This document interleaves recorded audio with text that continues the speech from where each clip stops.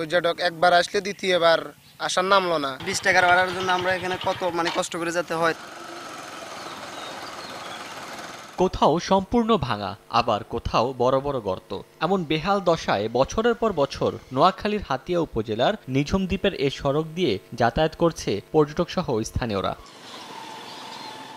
55 কিলোমিটারের সড়কের 10 কিলোমিটার পাকা হলেও বাকি 45 কিলোমিটার দীর্ঘদিন ধরে বেহাল অবস্থায় পড়ে আছে। এর মধ্যেই ঘূর্ণিঝড় রেমালের তাণ্ডবে ভেঙে গেছে বেশ কিছু অংশ, কোথাও আবার সৃষ্টি হয়েছে খানাখন্দ। স্থানীয়রা জানান, সামান্য জোয়ারের পানিতে তলিয়ে যায় রাস্তাঘাট, পানি নামার সময় দেখা দেয় ভাঙন। এতে কমছে পর্যটকের সংখ্যা, যাতায়াতে দুর্ভোগ পোহাচ্ছেন স্থানীয়রাও। পর্যটক একবার আসলে দ্বিতীয়বার আসার নামলো না, এই শুধু রোডের কারণ। 20 টাকার ভাড়ার জন্য আমরা এখানে কত কষ্ট করে যেতে হয়, তারপরে ভেঙে ভেঙে যেতে হয়। বারে মারতে পারতেছি না, আমরা এখন অভাবে আমাদের দিন যাইতেছে। যে সরকার আমাদের পর্যটক এলাকা হিসেবে আমাদের এলাকার যদি কাজ কাম করে, তাহলে মনে করেন আমরা সুন্দরভাবে চলাফেরা করতে পারবো বা পর্যটকরাও আসবো। আগামী 1 বছরের মধ্যে নিঝুম দ্বীপের প্রধান সড়ক সহ অন্য সড়কগুলো মেরামত করা হবে বলে জানিয়েছেন স্থানীয় সংসদ সদস্য ও এলজিইডির নির্বাহী প্রকৌশলী।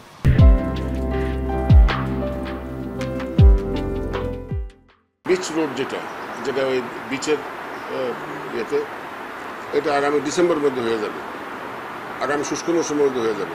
মেইন রোড তো আমরা আশা করি 1-1.5 বছরের মধ্যে হয়ে যাবে। রোহিঙ্গা রিলেটেড একটা প্রজেক্ট আমাদের ইতিমধ্যে পাস হয়েছে, সেই জায়গায় আমরা কিছু স্কিম নিয়েছি। আশা করি যদি এই প্রজেক্টটা পাস হয় তাহলে ইনশাল্লাহ সমস্যা থাকবে না। নিঝুম দ্বীপের আয়তন 91 বর্গ কিলোমিটার। সময় সংবাদ, নোয়াখালী।